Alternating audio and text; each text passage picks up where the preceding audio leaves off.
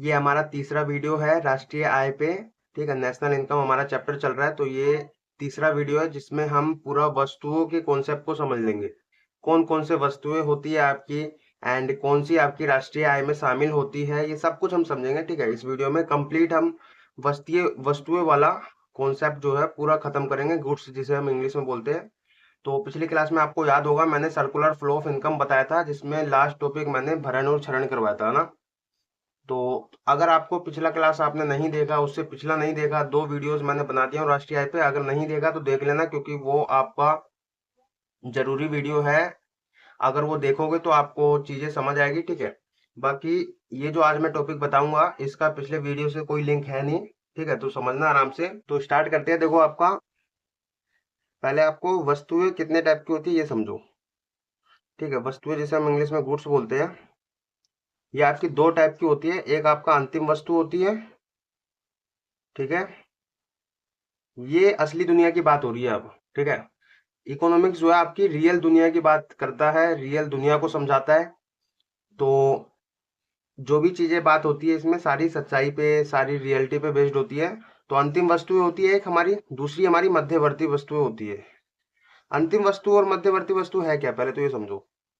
अंतिम वस्तु जो भी उत्पादन हुआ, हमारे लिए उत्पादन हुआ, मतलब जिसको फिर इसमें हम कुछ ऐड नहीं कर सकते। जैसे ये पेन बना, अब ये पेन क्या डायरेक्ट हम यूज करते हैं ना, तो ये हमारा फाइनल गुड्स हो गया जिसे हम डायरेक्ट यूज करें। ठीक है, अंतिम वस्तु जिसमें कोई अब वैल्यू ऐड ना हो, कुछ अब उसको और नहीं बनाना पड़े, डायरेक्ट अब उसको क्या उपभोक्ता द्वारा यूज किया जाए। ठीक है, वो अंतिम वस्तु होती है। मध्यवर्ती वस्तु वो होती है जिसे हमें और प्रोसेस करना पड़ेगा, जिसे हम जिस मध्यवर्ती वस्तुओं से हमें अंतिम वस्तु बनानी पड़ेगी, है ना। जैसे मेरा रॉ मटेरियल है, प्लास्टिक हो गया, लोहा हो गया, है ना, आपका लकड़ी हो गया। इन सब से क्या होता है कि और चीजें इससे बनती है। लकड़ियों से हमारी बहुत सारी चीजें बनती है, प्लास्टिक से बहुत सारी चीजें बनती है। तो ये सब क्या है, मध्यवर्ती वस्तुओं से हम रॉ मटेरियल भी बोलते हैं। तो मध्यवर्ती वस्तु समझ आया क्या, जिसमें और वैल्यू ऐड होगा। ठीक है, जिसमें चीजें और ऐड होगी। ठीक है, उससे और नई चीज बनाई जाएगी। ठीक है, अंतिम वस्तुएं बनाई जाएगी, तो वो हमारी मध्यवर्ती वस्तु होती है। ठीक है, अंतिम वस्तु जो है ना हमारी, ये दो टाइप की होती है। मतलब जो हमारा फाइनल गुड्स बनता है वो दो टाइप का होता है। एक उपभोक्ता वस्तु, मतलब जो उपभोक्ता द्वारा यूज किया जाता है। जैसे हम सब है, हम सब जो है उपभोक्ता है। ठीक है, उपभोक्ता द्वारा जो यूज किया जाता है अंतिम वस्तु। एक हमारा होता है पूंजीगत वस्तु। पूंजीगत वस्तु, ठीक है, इंग्लिश में इसे बोलते हैं कंज्यूमर गुड्स या कंजम्पशन गुड्स। कंजम्पशन गुड्स, इसे हम बोलते हैं कैपिटल गुड्स। अच्छा, ये उपभोक्ता द्वारा जो यूज किया जाए वो आपका उपभोक्ता वस्तु हो गई। पूंजीगत वस्तु क्या है, पूंजीगत वस्तु जिससे हम क्या नई वस्तुएं बनाए, जिससे हम अलग अलग तरह की वस्तुएं बनाए। जैसे मशीन हो गया, मशीन मेरा पूंजीगत वस्तु होगा, क्योंकि वो मशीन से क्या बहुत सारी चीजें बनती है, मशीनों से नए नए प्रोडक्ट्स बनते हैं, है ना। तो मशीन हो गया, और भी जो भी आपका फैक्ट्री हो गया, फैक्ट्री क्या आपका पूंजीगत वस्तु में आएगा, क्योंकि फैक्ट्री जो है एक काम करता है क्या, वो बनाता है, मतलब फैक्ट्री के अंदर उत्पादन होता है ना, प्रोडक्शन फैक्ट्री के अंदर होता है। तो वो हमारा क्या हो गया, पूंजीगत वस्तु हो गया। ट्रैक्टर हो गया, जैसे ट्रक हो गया, ये सब क्या है पूंजीगत वस्तु, क्योंकि ये नए उत्पादन को बनाने के लिए सहायता करते हैं ना। तो ये हमारे पूंजीगत वस्तुओं में आती है। मैं बताऊंगा इसमें क्या क्या चीजें होती है। पहले आप इतना समझो कि हमारा अंतिम वस्तु उपभोक्ता वस्तु होता है, एक हमारा पूंजीगत वस्तु। ठीक है, और वस्तुएं दो टाइप की होती है, एक हमारा अंतिम वस्तु, दूसरा मध्यवर्ती वस्तु। ठीक है, उपभोक्ता वस्तु में एक हमारा, सॉरी, अंतिम वस्तु में एक हमारा उपभोक्ता वस्तु होता है, दूसरा पूंजीगत वस्तु। और उपभोक्ता वस्तु जो है ना, जो हम यूज करते हैं, वो भी कई तरह की होती है। जो हम लोग यूज करते हैं वो भी कई तरह की वस्तु होती है। एक तो हमारा टिकाऊ वस्तु होता है, जो कि लंबे समय तक चलती है। ठीक है, एक हमारा अर्ध टिकाऊ होता है, जो कि कुछ महीनों तक चलती है, मतलब कुछ महीनों से लेके एक साल तक जो चले उसको अर्ध टिकाऊ बोलते हैं। टिकाऊ मतलब जो एक साल से ज्यादा चले। और एक हमारा होता है गैर टिकाऊ वस्तु, जो कि भैया हमने अभी लिया, इसको हमें जल्दी से जल्दी यूज करना पड़ेगा, मतलब कुछ दिनों तक जो चलता है या फिर तुरंत हमें यूज करना पड़े, तो उसको हम टिकाऊ वस्तु, गैर टिकाऊ वस्तु बोलते हैं। ठीक है, एक हमारा और होता है जो हम यूज करते हैं उपभोक्ता वस्तु, वो है सर्विसेज। सर्विसेज मतलब सेवाएं। सेवाएं भी जो है हम उपभोक्ता द्वारा यूज किया जाता है, अंतिम वस्तुएं ही होती है वो भी। ठीक है, वस्तुएं मतलब सेवाएं होती है वो। जैसे आपका मेडिकल फैसिलिटीज होगी है, और अस्पताल हो गया, स्कूल हो गया, रेलवे हो गया, ठीक है, ट्रांसपोर्ट सिस्टम हो गया। ये सब क्या है, सेवाएं हैं जो कि उपभोक्ता द्वारा ही यूज की जाती है, लेकिन ये कोई वस्तु नहीं है। ओके, तो पहले आपने समझा क्या, उपभोक्ता वस्तु में कितने तरह की वस्तु हो सकती है। टिकाऊ वस्तु भी हो सकती है, अर्ध टिकाऊ वस्तु भी हो सकती है, गैर टिकाऊ वस्तुएं भी हो सकती है, और सेवाएं भी हो सकती है ना। अच्छा, अब इसे ही हम क्या डिटेल में एक एक करके समझेंगे। ओके, एक एक चीजों को समझेंगे, अंतिम वस्तुओं को समझेंगे, मध्यवर्ती वस्तु, सारी चीजों को इसको समझेंगे। ये आपका वस्तुएं है, ठीक है। टिकाऊ वस्तु मैंने बता दिया हूँ, जो कि आपका 1 साल से ज्यादा चले। अर्ध टिकाऊ वस्तु मैंने बता दिया, जो आपका कुछ महीनों से लेके 1 साल तक चले। गैर टिकाऊ जिसको जो कुछ दिनों तक चले या फिर तुरंत हमें यूज करना पड़े। अच्छा, मुझे बताओ टिकाऊ वस्तुएं क्या क्या हो सकती है। आपके घर में ही देखो, आपको क्या क्या दिखाई देगा। फ्रिज जो हो गया आपका, वो टिकाऊ वस्तु है, क्योंकि वो कई सालों तक चलता है ना। और क्या हो सकता है आप सोचो, वॉशिंग मशीन हो गया आपका, टीवी हो गया, मोबाइल हो गया, ये सब 1 साल से ज्यादा चलते हैं ना। अर्ध टिकाऊ में क्या क्या क्या बोल सकते हो आप, कपड़े हो गए आपके, जो कि कुछ महीने तक चलते हैं ना। और जूते हो गए आपके, बैग हो गया, और क्या हो गया, नोटबुक हो गई, ये सब क्या है, कुछ महीनों तक चलती है ना। गैर टिकाऊ में क्या आएगा आपका, जैसे ये पेन ले लो, कुछ दिनों तक चलेगा, है ना। और आपका माचिस हो गया, आस मतलब सब्जियां हो गई, फल हो गए, ये सब क्या है, खाने पीने की चीजें, आपका खान पान की जितनी भी चीजें, ये सब गैर टिकाऊ में ही आता है आपका, क्योंकि ये कुछ दिनों तक चलेंगे या फिर तुरंत हमें इसको यूज करना पड़ेगा, है ना। जो आपके तुरंत यूज करना पड़े या 2 3 10 दिन तक चले, वो आपका गैर टिकाऊ में आएगा। ओके, सर्विसेज तो आपको पता ही है। तो अब एक एक करके इसको समझते हैं। सबसे पहले हम समझते हैं अंतिम वस्तु क्या होती है, ठीक है। अंतिम वस्तुएं क्या होती है, इसको समझते हैं। तो अंतिम वस्तुएं देखो, फाइनल गुड्स इसे इंग्लिश में बोलते हैं। अंतिम वस्तुएं वे वस्तुएं होती है जिन्हें अंतिम उपभोग, ठीक है, फाइनल कंजम्पशन, मतलब जो कि चीजों को यूज करता है, ठीक है, फाइनल कंजम्पशन या निवेश के लिए खरीदा जाता है। मतलब ऐसी वस्तु है जिसे हम या तो यूज करने के लिए खरीदे, या निवेश मतलब इन्वेस्टमेंट होता है, या इन्वेस्टमेंट करने के लिए खरीदे। मैंने बताया ना, यहाँ पे देखो, अंतिम वस्तु दो तरह की होती है, या तो उपभोक्ता वस्तु उपभोग करने के लिए खरीदे, या पूंजीगत वस्तु मतलब निवेश करने के लिए खरीदे, है ना। तो या तो उपभोग करने के लिए खरीदा जाता है, या निवेश करने के लिए खरीदा जाता है। इन्हें आगे उत्पादन या बिक्री, दोबारा बिक्री मतलब बेचने, ठीक है, या तो उत्पादन, मतलब इन्हें आगे उत्पादन के लिए या दोबारा बेचने के लिए उपयोग नहीं किया जाता, ठीक है। क्योंकि मैंने बता दिया आपको, अंतिम वस्तुएं जो है ये भाई फाइनल गुड्स है, अब ये बन चुकी है, अब इसमें दोबारा से उत्पादन नहीं कर सकते, क्योंकि ये पेन है जो, अब ये बन चुका है पेन, अब ये यूज करने के लिए रेडी है। अब क्या इसमें हम क्या उत्पादन करेंगे, और क्या इसमें कर सकते हैं भाई, नहीं ना। तो ये आपका अंतिम वस्तु होती है, तो इसे हम दोबारा उत्पादन करने के लिए नहीं कर सकते। दूसरा, इसे दोबारा बेच भी नहीं सकते। ओके, ये दोबारा बेचने के लिए भी नहीं होती है। तो अंतिम वस्तु जो होती है, ये ना तो आगे उत्पादन के लिए, ना दोबारा बेचने के लिए उपयोग किया जाता है, ठीक है, नहीं किया जाता। उदाहरण में क्या है, मोबाइल, कार, फ्रिज, घर, पेन आदि, जो भी आपके आसपास दिखे, जो भी आपको लगे ये चीजें यूज करने के लिए डायरेक्ट अब, तो वो आपकी सारी अंतिम वस्तुएं होगी। ओके, इसकी विशेषताएं क्या क्या है, विशेषता इसलिए समझ लो ताकि विशेषता से आपको पॉइंट याद रहे कि आपका अंतिम वस्तु में क्या क्या चीजें होती है, ठीक है। अंतिम वस्तुएं जो है, देखो यहाँ पे, पहला तो आपका अंतिम उपभोक्ता, फाइनल कंज्यूमर द्वारा खरीदी जाती है ये, ठीक है। जैसे हम सब जो है फाइनल कंज्यूमर है, जो हम चीजें खरीदते हैं। ओके, तो फाइनल कंज्यूमर द्वारा खरीदी जाती है।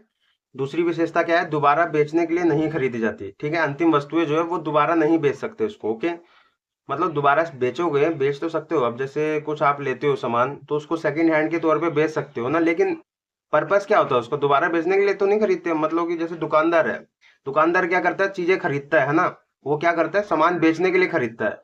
तो वो आपका अंतिम वस्तु नहीं होगी। लेकिन दुकानदार से अगर हम सामान लेते हैं, तो फिर हम उसको बेचने के लिए थोड़ी खरीदते, खरीदने के लिए खरीदते हैं, यूज करने के लिए खरीदते हैं। तो हम इसे क्या, दोबारा बेचने के लिए नहीं खरीदते। ओके, फिर उसके बाद क्या है, उत्पादन में कच्चे माल के रूप में इस्तेमाल नहीं हो सकता, ठीक है। उत्पादन के लिए हम इसको अब कच्चे माल के रूप में इस्तेमाल नहीं कर सकते, क्योंकि ये हम यूज करने के लिए फाइनल गुड्स बन चुका है। ओके, कच्चे माल के रूप में जो इस्तेमाल हो उसे हम मध्यवर्ती वस्तुएं बोलते हैं, ठीक है। और क्या है, अंतिम वस्तुएं उत्पादन की सीमा के बाहर होते हैं। सही बात है भाई, अंतिम वस्तुएं जो अब बन चुकी है ये, अब इसमें कोई उत्पादन नहीं हो सकता, तो यह उत्पादन की सीमा से बाहर होते हैं। अंतिम वस्तुओं में कोई मूल्य वृद्धि नहीं होती। अब इसका जो प्राइस है, 5 रुपये अगर इसका प्राइस है, तो यह भाई प्राइस फिक्स हो चुका है कि ये 5 रुपए का पेन है तो 5 रुपए का ही मिलेगा। अब इसको और इसमें मतलब प्रोडक्शन और इसका उत्पादन करके अब इसको 10 रुपए में नहीं बेच सकते। ओके, तो ये 5 रुपए का है तो 5 रुपए में मिलेगा, इसलिए कि इसमें मूल्य वृद्धि नहीं कर सकते अब, ठीक है। अंतिम वस्तु पर किए गए खर्च को हम अंतिम व्यय भी कहते हैं। ओके, अगर हम इस पर खर्च करते हो, ये फाइनल गुड्स है मेरा, ठीक है। या नोटबुक ले लो या अपने आसपास की कोई भी चीज ले लो, वो तुम्हारा फाइनल गुड्स है, ओके। अगर हम उस पर खर्च करते हैं तो उसे हम अंतिम व्यय ही बोलते हैं, क्योंकि उसके बाद उस पर खर्च नहीं करना पड़ेगा हमको, ओके। तो अंतिम वस्तुएं समझ आ गई ना आपको। इसके दो प्रकार होते हैं इसका, या फिर कह सकते हो इसको दो भागों में बांटा गया, क्या उपभोक्ता वस्तु और पूंजीगत वस्तु, मैंने बताई दिया हूँ आपको। अंतिम वस्तु जो या तो उपभोक्ता वस्तु होगी या पूंजीगत वस्तु। तो उपभोक्ता वस्तु क्या है आपका, पहले इसको समझ लो। उपभोक्ता वस्तुएं, उपभोग वस्तुएं या उपभोक्ता वस्तुएं वे वस्तुएं हैं जो उपभोक्ताओं की आवश्यकताओं एवं इच्छाओं को सीधे पूर्ति करती है। मैंने बोला ना, ये क्या करता है, उपभोक्ता उपभोक्ता इसको खरीदते हैं, तो उपभोक्ता की आवश्यकता है, जो उपभोक्ता वस्तु है उपभोक्ता की आवश्यकताओं को ही तो पूरा कर रही है ना। और उसकी इच्छाएं जो है, जो भी उसका मन होता है, जो खरीदने का मन होता है, उसकी इच्छा को पूरा कर रही है, तो पूर्ति करती है, ओके। उदाहरण में आपका भोजन हो गया, कपड़े हो गए, मोबाइल हो गया, साबुन, किताब, जितने भी चीजें, ये सब उपभोक्ता वस्तु है। हम बाद में देखेंगे ये टिकाऊ है गैर टिकाऊ है, ये तो बात की बात है, लेकिन पहले इसको समझो, उपभोक्ता वस्तुओं में सब आ जाएगा। जितनी भी चीजें हम यूज करते हैं, भोजन, कपड़े, मोबाइल, साबुन, किताब आदि जो भी है, ठीक है, कंप्यूटर, फ्रिज, वॉशिंग मशीन, जो भी है आपका, सब आपका उपभोक्ता वस्तु है। अच्छा, इसकी विशेषता क्या क्या है, सीधे उपभोक्ता द्वारा उपयोग की जाती है, पहली बात तो उपभोक्ता द्वारा उपयोग की जाती है ना। उपभोक्ता की प्रत्यक्ष संतुष्टि करती है, ये उपभोक्ता जो है सॉरी आवश्यकताओं की प्रत्यक्ष संतुष्टि करती है, मतलब जो भी हमारी आवश्यकता है उसको डायरेक्ट सेटिस्फाई करती है ना। तीसरा क्या है, उत्पादन के लिए नहीं खरीदी जाती, ये क्या उत्पादन के लिए नहीं खरीदते, उपभोक्ता वस्तु जो यूज करने के लिए खरीदते हैं, ठीक है, उपभोग करने के लिए खरीदते हैं, उत्पादन के लिए नहीं खरीदते। इसे क्या टिकाऊ, अर्ध टिकाऊ और गैर टिकाऊ तीन प्रकार की हो सकती है ये, है ना। तीन तीन प्रकार की हो सकती है, मैंने बताया आपको।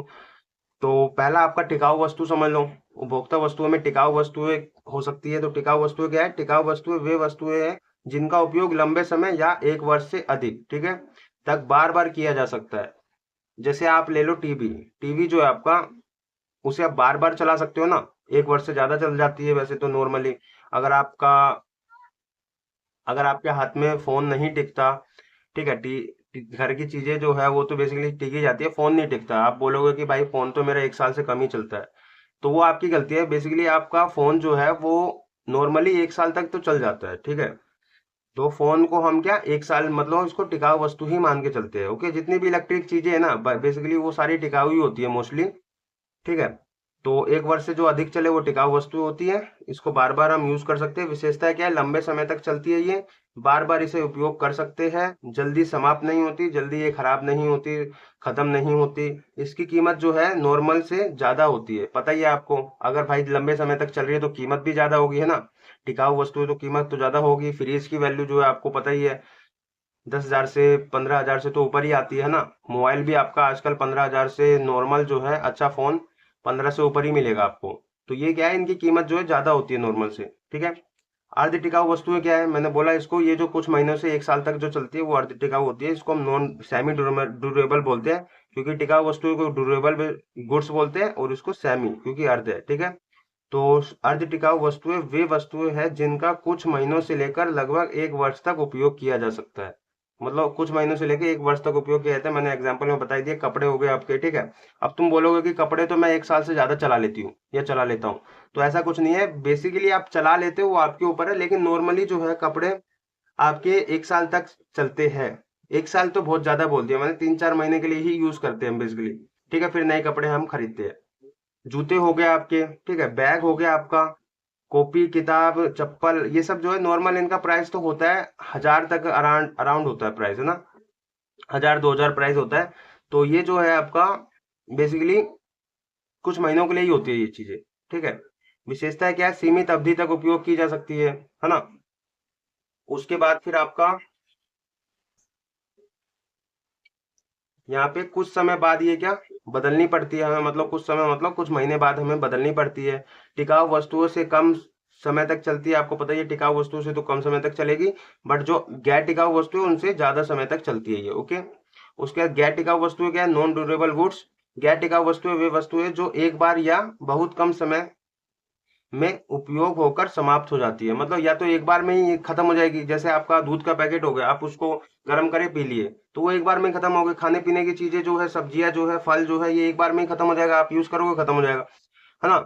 बट यहाँ पे जो है कुछ चीजें होती है, जैसे आपका पेन हो गया, पेंसिल हो गई, आप माचिस हो गई, और भी आपकी कुछ छोटी मोटी चीजें होती है जो आपके कुछ दिनों तक चल जाती है। तो ये क्या है आपका बहुत कम समय तक उपयोग हो सकती है ना, फिर समाप्त हो जाएगी। जैसे उदाहरण में आपका दूध, दही, पनीर, सब्जियां, पेट्रोल हो गया, ठीक है।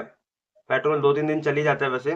तो पेट्रोल हो गया, पेन हो गया, साबुन हो गया, शैम्पू हो गया, फल हो गया आदि, जो भी आपका हो सकता है आप देख लेना, ठीक है। अपने आसपास की चीजें गैर टिकाऊ में आप कैटेगरी बांट लेना। एक काम करना आप अपने आसपास की चीजें देखना, और जितनी भी चीजें आपको देखो उसको आप टिकाऊ, गैर टिकाऊ और अर्ध टिकाऊ में बांट देना, ठीक है। तो ये मैं काम आपको देता हूँ। उसके बाद विशेषताएं क्या है, ये जल्दी समाप्त हो जाती है या कुछ दिनों तक चलती है बस ना, बार बार खरीदनी पड़ती है इनको। दैनिक उपयोग की वस्तुएं होती है, मतलब रोजमर्रा की चीजें जो होती है आपकी, इनकी इनका जीवन काल बहुत कम समय तक होता है, ओके। उसके बाद सेवाएं, मैंने बोला आपका सेवाएं भी उपभोक्ता वस्तुओं का ही एक पार्ट है। तो सेवाएं क्या है आपका, सेवाएं वे अमूर्त, अमूर्त मतलब होता है इंटेंजिबल, मतलब जो दिखाई नहीं देती सेवाएं, है ना। जैसे वस्तुएं है आपकी, जितनी भी वस्तुएं आसपास की, वो सब दिखाई तो देती है, लेकिन सेवाएं जो है दिखाई नहीं देती, ठीक है। तो सेवाएं वे अमूर्त आर्थिक गतिविधियां है जो उपभोक्ता की आवश्यकताओं को पूर्ति करती है। मतलब उपभोक्ता को तो जरूरत होती है ना। अब एजुकेशन नहीं मिलेगा, मान के चलो एजुकेशन है, एजुकेशन अगर नहीं मिलेगा, लेकिन वो जरूरी है हमको, है ना। तो है तो वो सर्विस इंटेंजिबल, जो कि दिखाई नहीं देता हमको, बट वो तो जरूरी है ना। तो वो सर्विसेज में आता है आपका। जैसे शिक्षा हो गया, चिकित्सा, हेल्थ हो गया, बैंकिंग सिस्टम हो गया, मतलब बैंक में आपके जो बैंक की सर्विसेज है, ठीक है, लोन देना, बैंक में जमा करना पैसे, ये सब क्या सर्विसेज में आता है, ये कोई आपको प्रोडक्ट नहीं देता, ओके। ये परिवहन, जैसे आपका ट्रांसपोर्ट सिस्टम है, बस हो गई, मेट्रो हो गई, रेलवे हो गई, एयरलाइंस हो गई, वो सब क्या है आपका, वो सब आपका परिवहन की सर्विसेज दे रहे हैं आपको, है ना। कोई प्रोडक्ट नहीं दे रहे आपको, लेकिन आपको सेवाएं दे रहे हैं जो आपकी जरूरत है। बीमा, इंश्योरेंस हो गया, है ना। पार्लर, पार्लर मतलब आपका जो ब्यूटी पार्लर होते हैं, वो सब क्या करते हैं, ब्यूटी पार्लर, सैलून, ये सब भी तो आपको सर्विसेज ही देते हैं, कोई प्रोडक्ट नहीं देते आपको, है ना। आदि और भी जितनी सारी चीजें हो सकती है, आप देख लेना कौन कौन सी चीजें आपकी सर्विसेज है।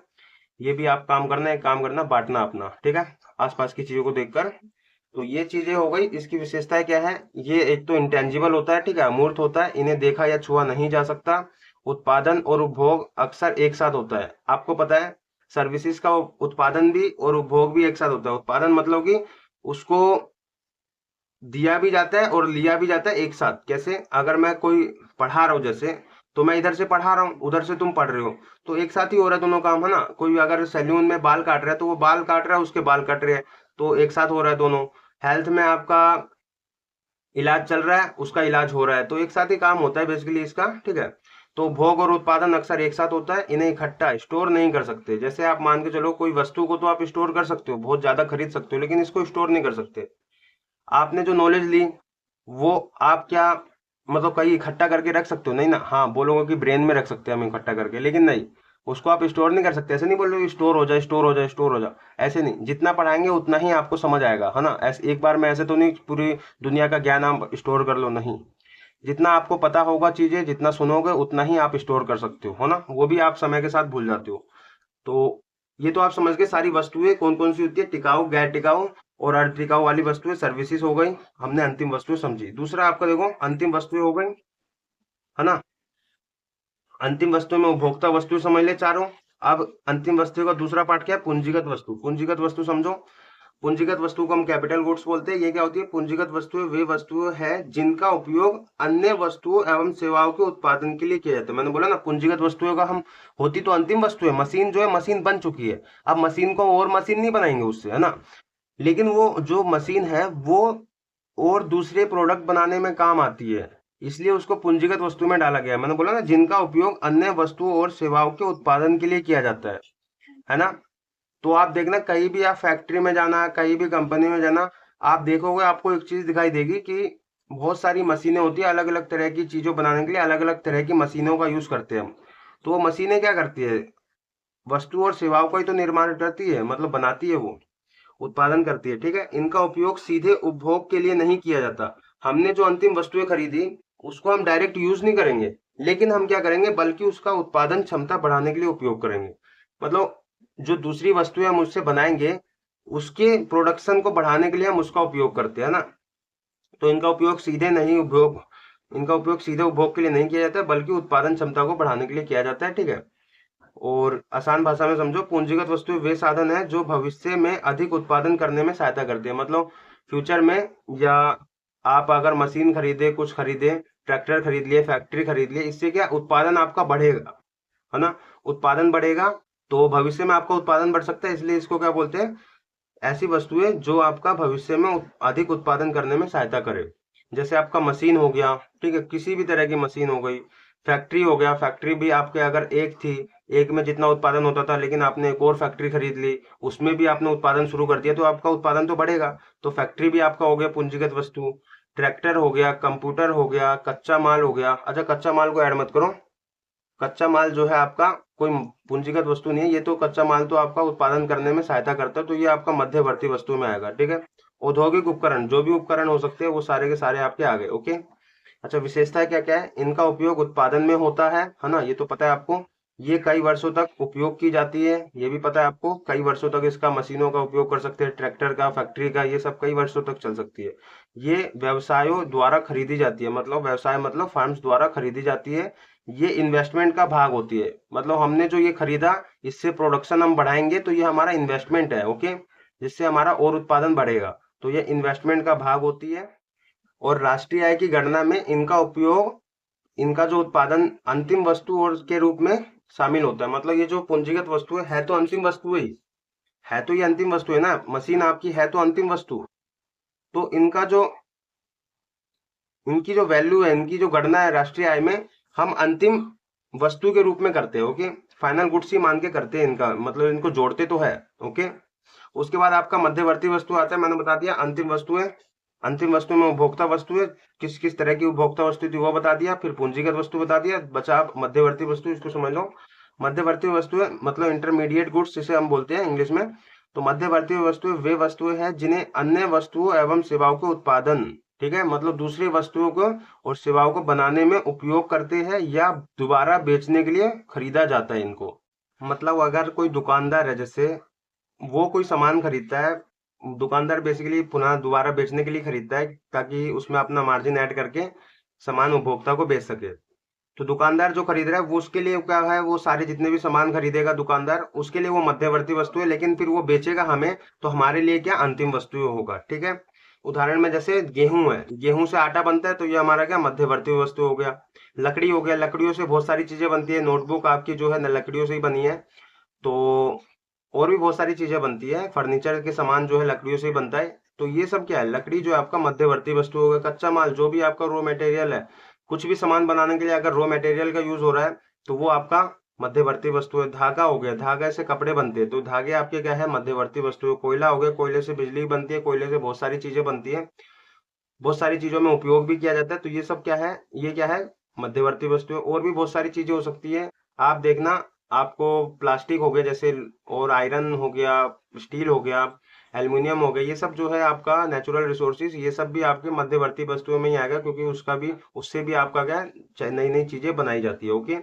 तो ये तो आपको पता चल गया मध्यवर्ती वस्तु क्या होता है। अच्छा, मध्यवर्ती वस्तु का एक ध्यान रखना एक चीज और, कि मध्यवर्ती वस्तु जो है आपका राष्ट्रीय आय में शामिल नहीं करते, इसकी वैल्यू को राष्ट्रीय आय में शामिल इसलिए नहीं करते क्योंकि इससे अंतिम वस्तुएं बनाई जाती है। तो अंतिम वस्तुएं जो बनती है ना, उसमें मध्यवर्ती वस्तुओं की जितनी भी कॉस्ट लगी होती है, जितना भी हमारा खर्चा लगा होता है, वो सब हम अंतिम वस्तु में ऐड कर देते हैं।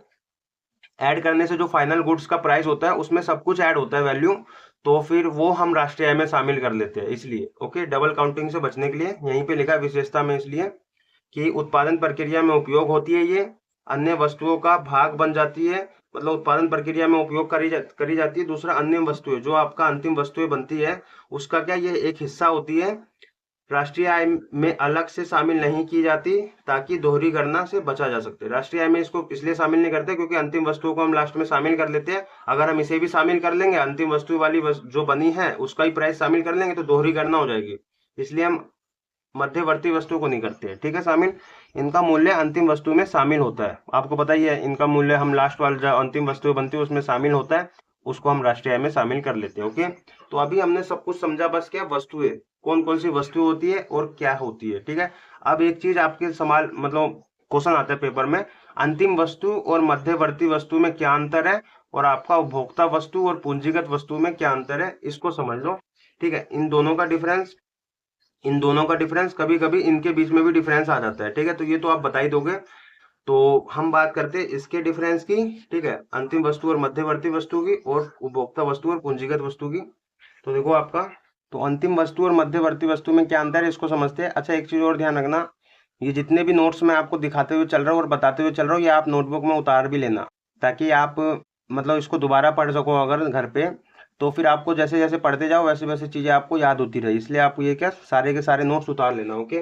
तो अंतिम वस्तुएं जो है वो क्या होती है, ऐसी वस्तुएं जिनका उपयोग या तो अंतिम उपभोग के लिए हम करें, मतलब हमारे द्वारा यूज करा जाए, जितने भी उपभोक्ता है जितने भी लोग हैं उनके द्वारा यूज करा जाए, या निवेशक मतलब इन्वेस्टमेंट के रूप में यूज किया जाए, है ना। आपको पता है अंतिम वस्तुएं जो है उपभोग के लिए यूज होती है या निवेश के लिए। निवेश मतलब निवेश के लिए यूज हो रही है तो वो पूंजीगत वस्तु हो गई, अंतिम उपभोग के लिए यूज हो रही है तो वो उपभोक्ता वस्तु हो गई, है ना। के लिए किया जाता है, उन्हें अंतिम वस्तुएं कहते हैं। ऐसी वस्तुएं मध्यवर्ती वस्तुएं में ऐसी वस्तुएं जिनका उपयोग अन्य वस्तु और सेवाओं के उत्पादन या पुनः बिक्री मतलब दोबारा बेचने के लिए करें तो हमारा वो मध्यवर्ती वस्तु हो गई। ठीक है। उसके बाद देखो, इसका उपयोग किस लिए होता है, सीधे उपभोग। इसका उपयोग किसके द्वारा होता है, सीधे उपभोग करने के लिए या फिर निवेश करने के लिए होता है। इसका उपयोग किस लिए होता है, उत्पादन प्रक्रिया में उपयोग के लिए इसका उपयोग किया जाता है हमारे द्वारा नहीं मतलब फार्म के द्वारा। ठीक है। उत्पादन, तीसरा पॉइंट है उत्पादन। यह वस्तुएं आगे उत्पादन के लिए नहीं होती है, मतलब अब इसको हम दोबारा उत्पादन के लिए नहीं कर सकते क्योंकि ये हमारा फाइनल गुड्स बन चुका होता है जिसे हमें यूज करना है बस अब। ठीक है। लेकिन ये जो है मध्यवर्ती वस्तु, इनका क्या आगे उत्पादन में ये उपयोग होती है क्योंकि इसी से हमें अंतिम वस्तुएं बनानी होती है मध्यवर्ती वस्तुओं से। ठीक है। उसके बाद राष्ट्रीय आय में आपको पता है अंतिम वस्तुओं को शामिल करते हैं राष्ट्रीय आय में, अंतिम वस्तुओं की वैल्यू को। ओके। उनका जो भी मूल्य होगा उसको हम राष्ट्रीय आय में शामिल करते हैं, लेकिन इसे हम शामिल नहीं करते क्योंकि इसका जो वैल्यू है, इसका जो मूल्य होगा मध्यवर्ती वस्तुओं का, वो अंतिम वस्तु में शामिल हो चुका होता है। ठीक है। मूल्य वृद्धि क्या, अंतिम वस्तु में अब कोई मूल्य वृद्धि नहीं होगी क्योंकि अब ये बेचने के लिए तैयार है, जितना प्राइस होगा इसका मार्केट प्राइस उतने पे ये बिकेगा, तो इसमें अब मूल्य वृद्धि नहीं हो सकती।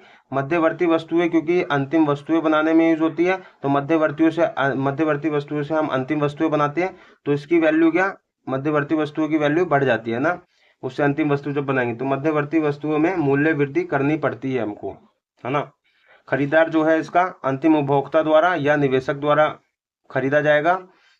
ये क्या, उत्पादक प्रोड्यूसर मतलब जो बनाता है चीजें उसके द्वारा खरीदा जाएगा या व्यापारी के द्वारा खरीदा जाएगा, जो आपका दुकान चलाते हैं या फिर व्यापार करते हैं उनके द्वारा खरीदे जाएगा, है ना। तो ये आपका अंतिम वस्तुओं के और मध्यवर्ती वस्तुओं के कुछ पॉइंट है, डिफरेंस है, तो इसको याद रखना और लिख लेना नोटबुक में।